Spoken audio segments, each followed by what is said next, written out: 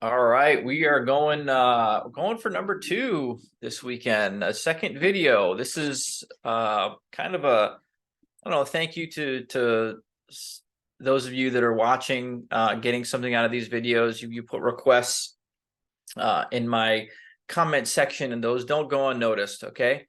And the comments don't go unnoticed. And so I'm doing this video as kind of an add-on. I've had several requests to look at, a bunch of different altcoins, which I don't cover with a lot of intensity or detail. XRP, Litecoin, the miners, the Bitcoin miners, their relationships with BTC in terms of their pairs, MicroStrategy BTC pair. And so I'm going to just do a video and kind of go through all of those here today. And I'm going to start with the chart of others. And these are the top 140 by market cap, excluding BTC and ETH, I believe.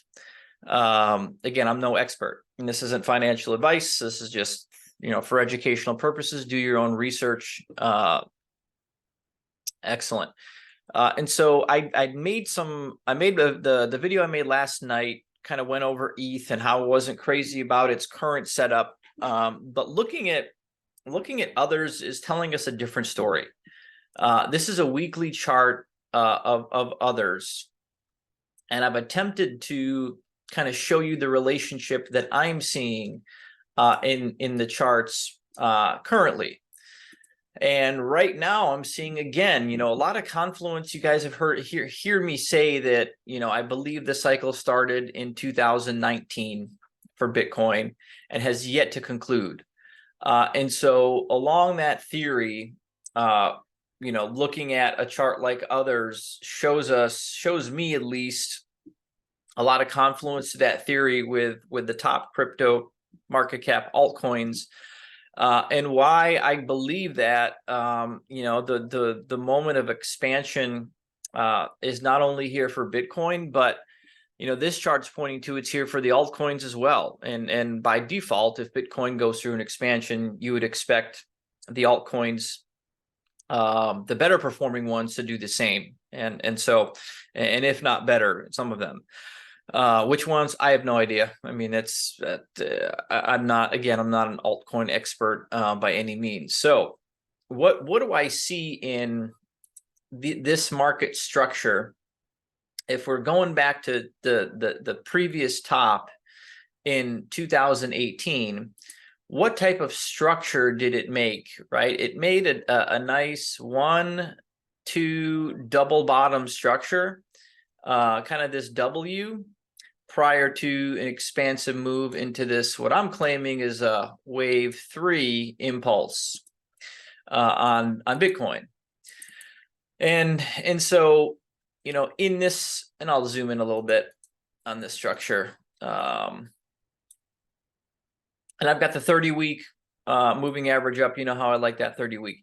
In the structure in and of itself, we have, we had a couple different things going on, right? You've got a larger structure, right? This larger downtrend.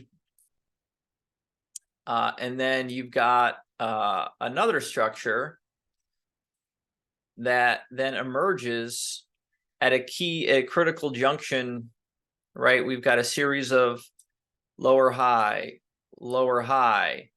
and then the market makes a pivot here, right? You don't make a lower low here, but you did here, right? You did here.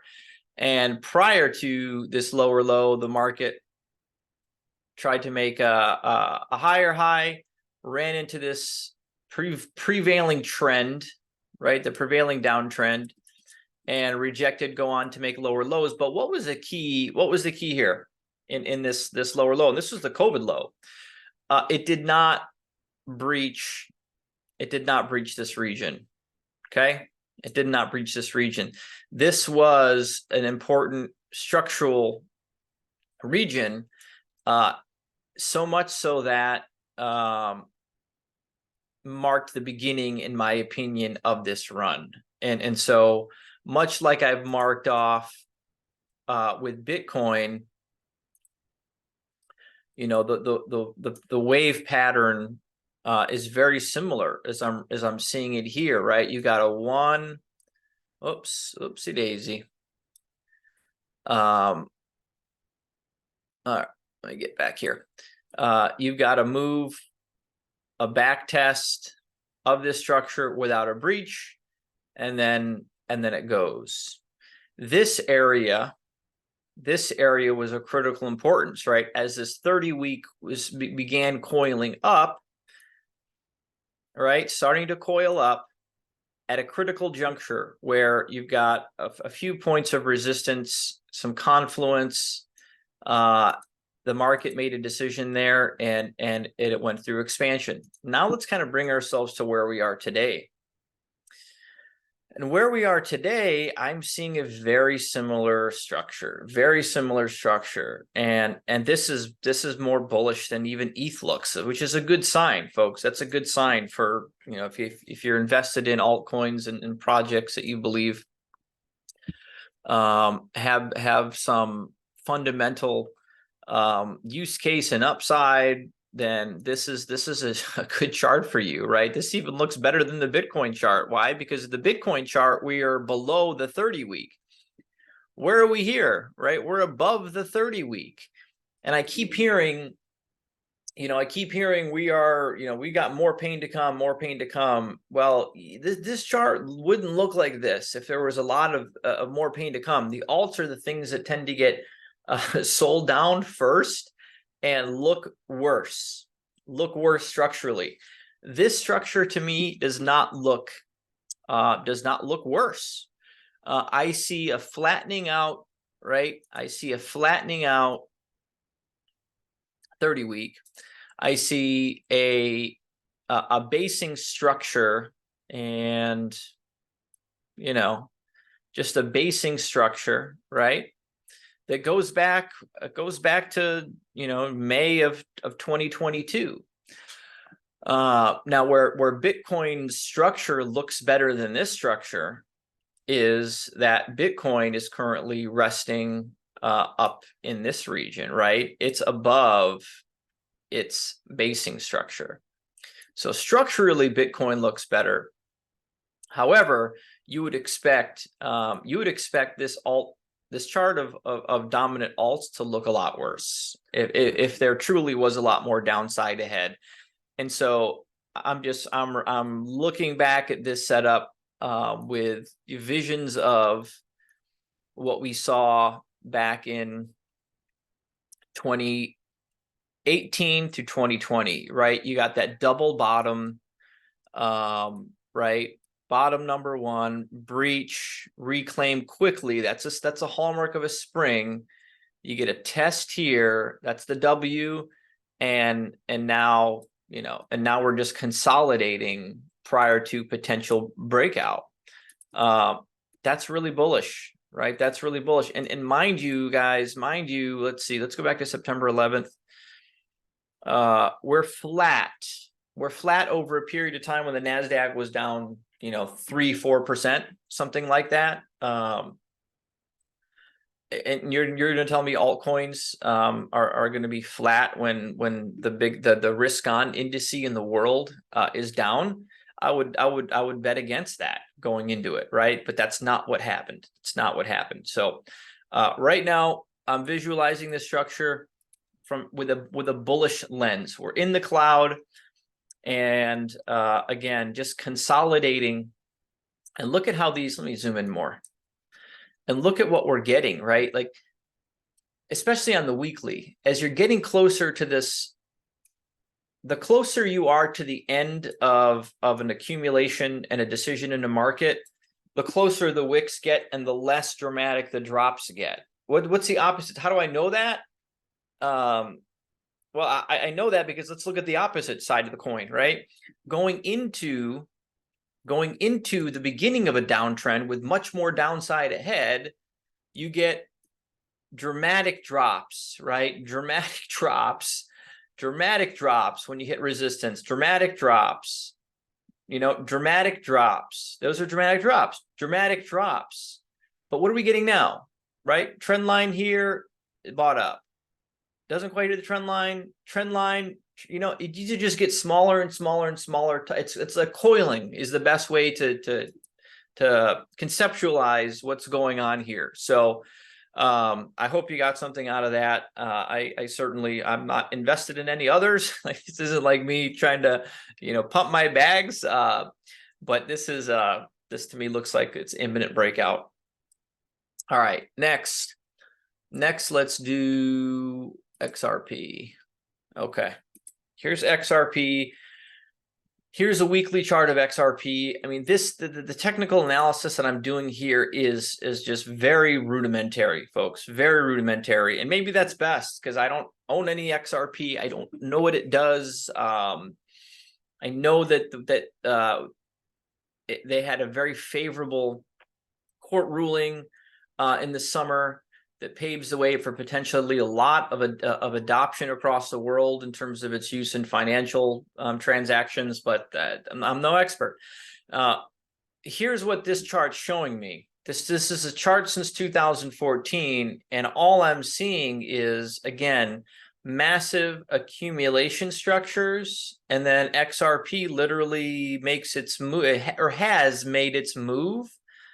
Its expansive move, March 2017 to, I mean, in less than a year, right? In less than a year, it went from 0.0059 to $2.82. So these are the types of things that if you're a long-term investor and believe in the project and the future, you know, these are things that you just hold. You hold and take profits when and if you see massive expansion. And it's the old rule, it's the 80-20 rule, whereas in crypto it's more like the 298 rule, where 98% of the time it's either going down or going sideways. 2% of the time is when, you know, 99% of the gains are made. And this is a prime example of just that, right? Prime example of just that. All right, so what does that mean to where we are now? I just see a very similar structure. I see a triangular structure. I see a pole. I see a pennant, and it's just consolidating. It's consolidating. It's still above the cloud on the weekly. Pull it. Sorry. Pull it. Let me zoom in for you guys. It's still above the cloud on the weekly.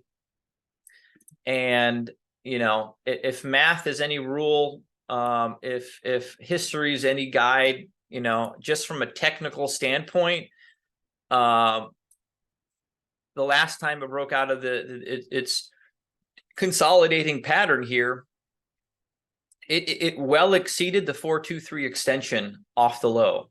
The 423 extension currently sits at $11.48. Okay. That was that midway point for its move last time. So, you know, again, I don't know what XRP is. I don't know what it does. I don't own any, but to say for someone to tell me it's impossible for it to get to $11 or it's impossible for it to get to $22 in its next expansive phase, I would just say that's what it did the last time. I don't know. That's what it did the last time. Is I guarantee it's going to do that next? No, but it has done that. It has made moves like that. So that's how I look at those type of statistics. So that's my current view on XRP. Let's see what I should do next here. Litecoin. I had some requests for Litecoin. Let's do Litecoin. I mean, Litecoin right now is just, you know, it's looking weak. You know, earlier on last year, it looked strong, and I was posting a lot about it. But it just, as of late, I have not been very impressed. That being said, you know, I've got the most bullish interpretation of something that I have no conviction on which way, you know, it's going to go. Now, let me put that aside. If Bitcoin goes into expansion, I fully expect Litecoin to do the same. The question is, you know, what is its relative performance against Bitcoin going to be? I don't know. I don't know. At a minimum, you know, would it be unreasonable to think? So we've got, let's just look at what's happened in the past and inform probabilities, right? We've come down here once, twice, 3, 4, 5 times. Come up here. So that's the establishing pivot point. 2, 3, 4. So it's unreasonable to think, it could get to 268. Not at all. Not at all. And if Bitcoin ends up breaching its previous all-time high, which is what I'm fully expecting, then is it unreasonable to expect, Litecoin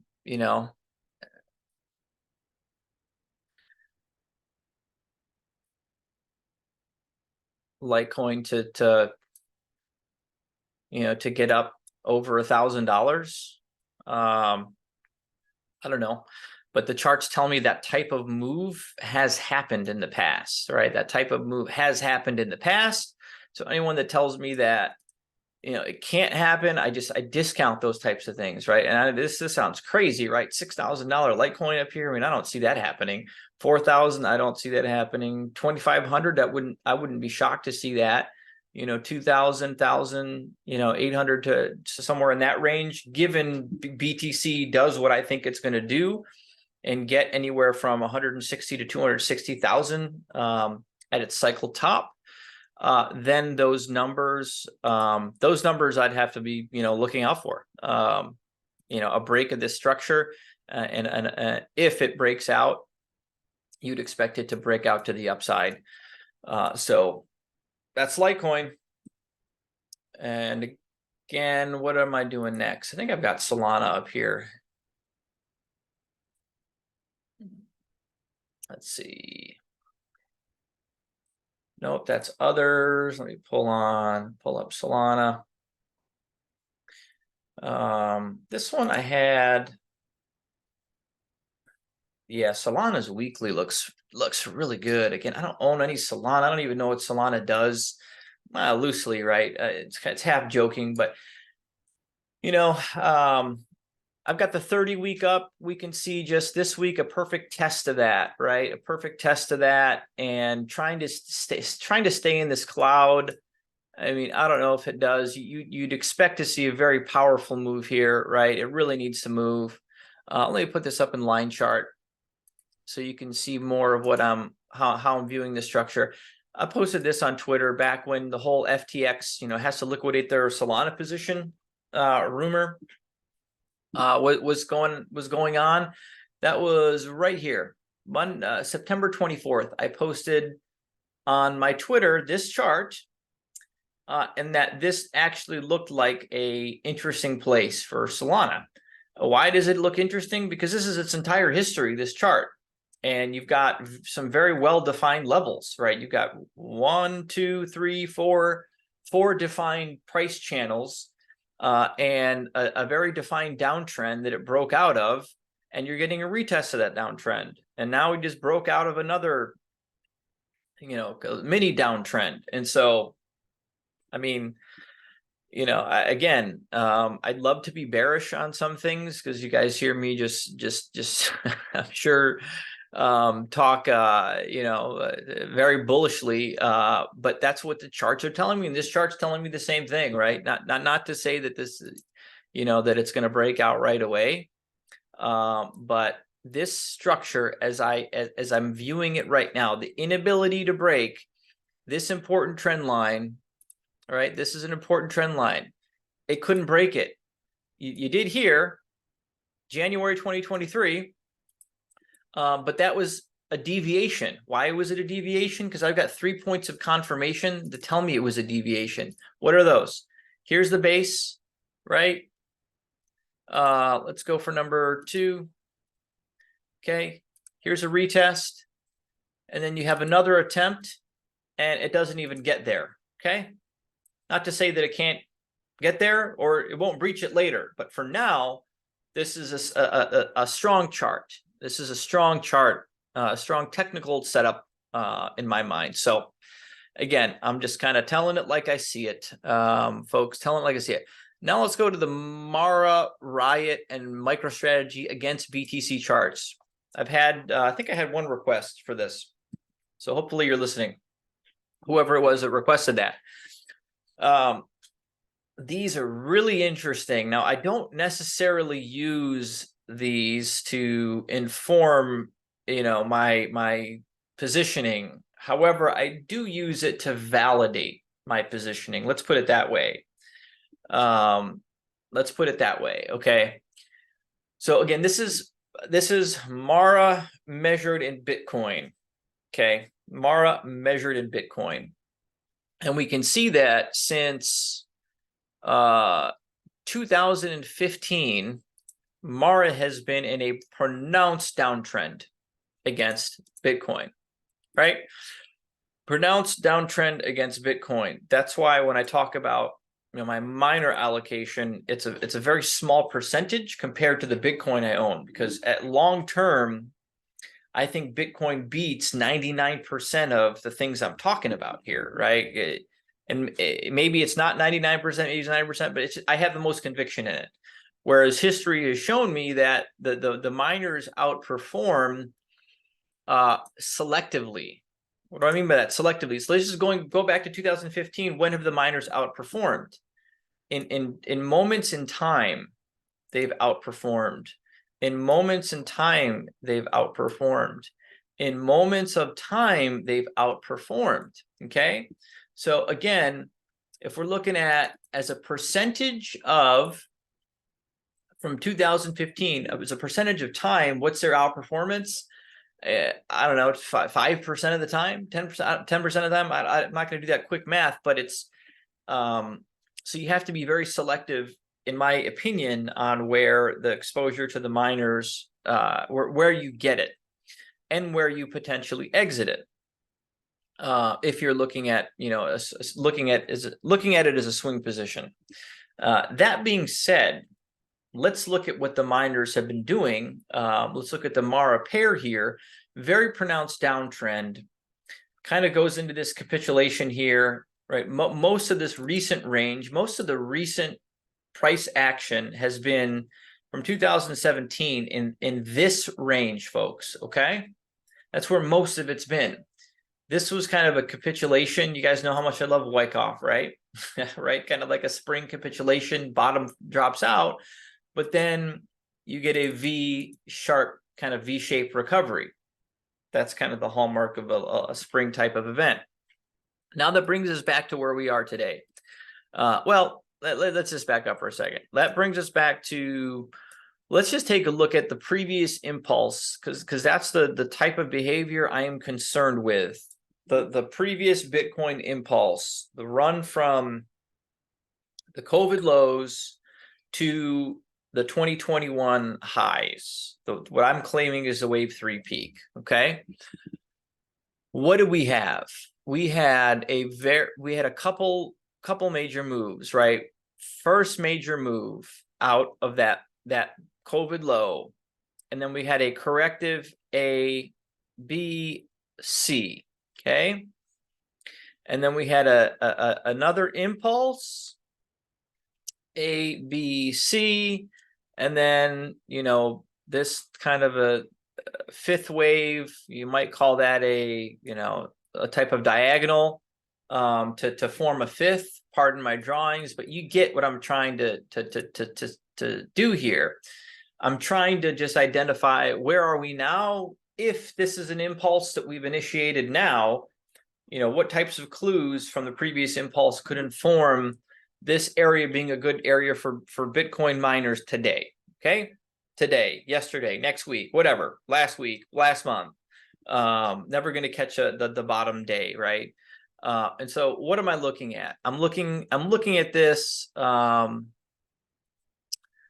looking at this from this standpoint. We had the low on the miners was December, and that's incidentally when Bitcoin began its impulse. What I'm claiming is its final impulse, this final fifth wave impulse.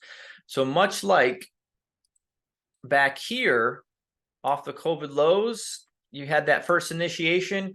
We have our first initiation here. Okay, if in fact that's what's going on right now, this is a fifth wave. After that first initiation, we had a corrective, right? broke that trend line, broke the trend line, underside test, right? Did you guys just see that? Let me zoom in more. This is important. I want you all to be able to see this. So broke the trend line, right? Come back, break that trend line, underside test, boom. Little A, B, C, okay? And so what do we have going on here? Same thing, right? Kind of blow off, broke the trend line, underside test, A, B, C, okay? Now, where are we today? Where are we today? Is this the bottom? Is this the bottom? That's what I'm concerned about, right? I want to know, is this the bottom of the BTC pair? Because if it is, then expansion for MARA is next. Well, let's just go back. Let's look at a couple things. The first major trend line that needed to be broken back in 2020 was this one that went all the way back to 2015. Okay, we've got 1, 2, 3, right? 3 touches makes a trend line. And so let's see what happened in that area. We had, right? We had this, rejection, kind of fall below this line, right? This line that was reclaimed. Again, this is that line that's where all this price action is occurring. And then it reclaimed everything and then it went. Where are we today? Where are we today? Well, the second important downtrend kind of has been established here off of 2015, right? We got 1, 2, 3, 4, 5, 6 touches, right? This is a technical resistance line that goes all the way back to 2015. And so we broke out of that,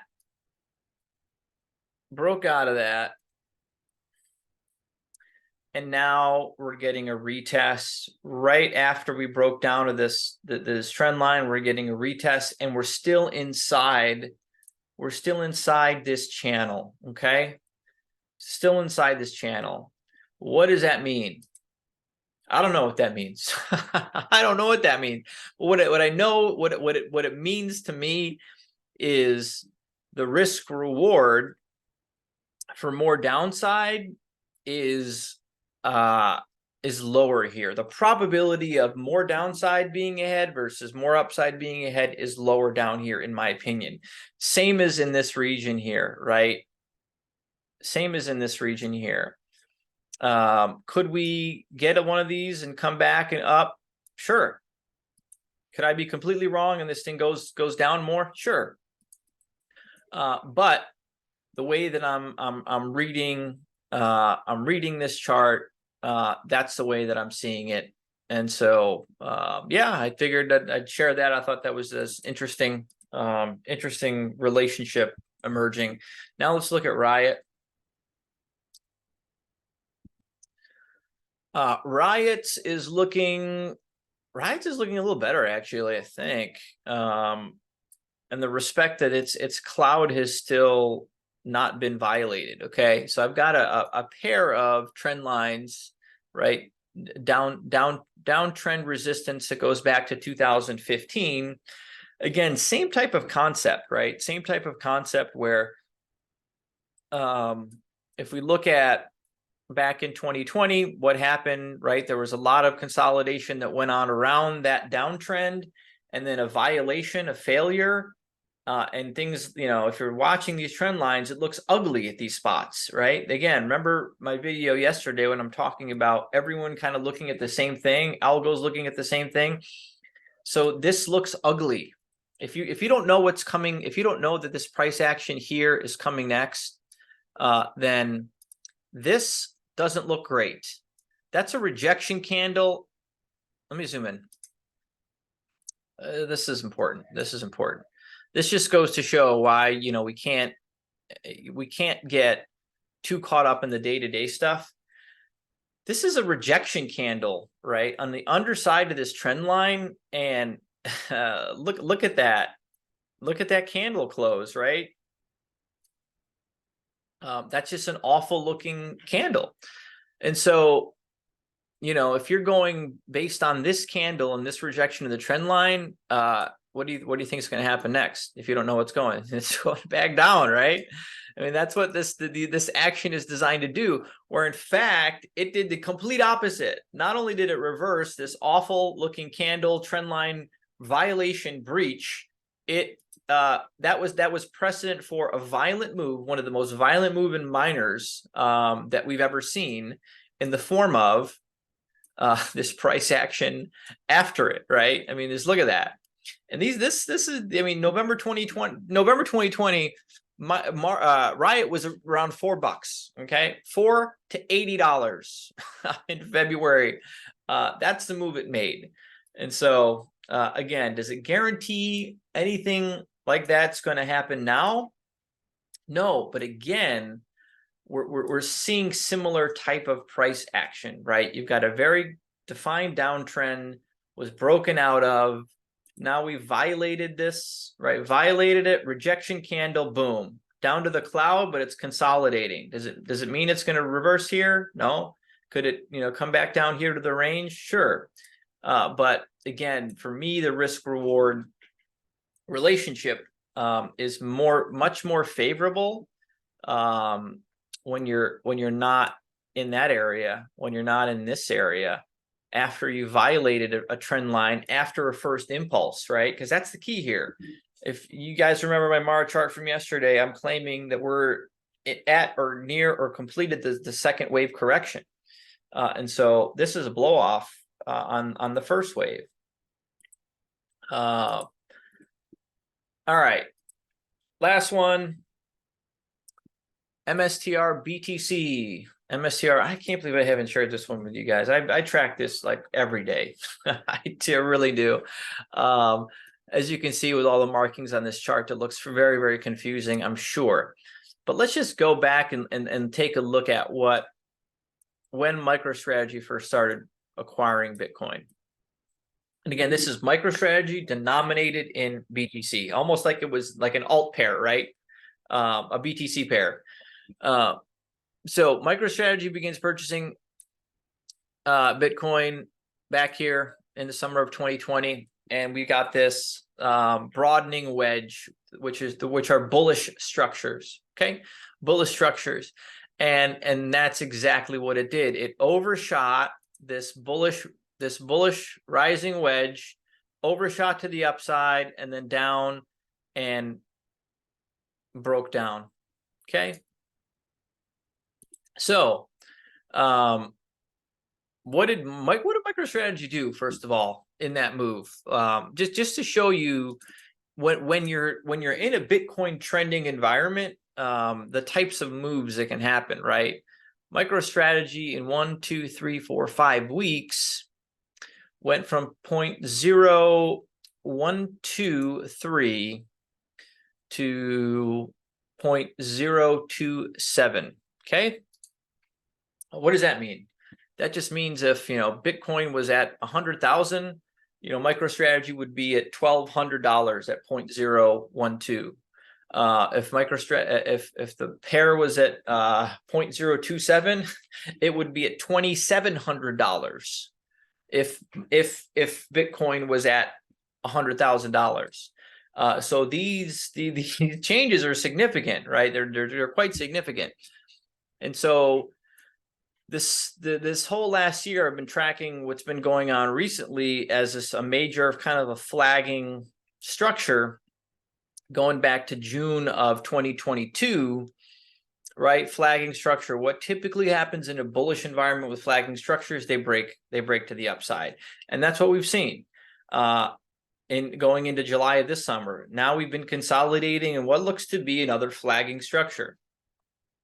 The measured move for me, folks, the measured move for me on this entire resolution has to be considered, you know, something, let's be more conservative, right? So even on the low end of that flagpole, 0.021 to, you know, wave 5 top of Bitcoin could take you to 0.0266 on the pair. So my targets are my targets, given that Bitcoin is currently going through its wave 5 impulse, my targets for MicroStrategy BTC pair are really between 0.02 and 0.026. That's how I'm approaching the pair on MicroStrategy. So I hope this video is helpful. Comment if you liked it. Hope you guys have a great weekend. Look forward to seeing what else comes our way. Take care.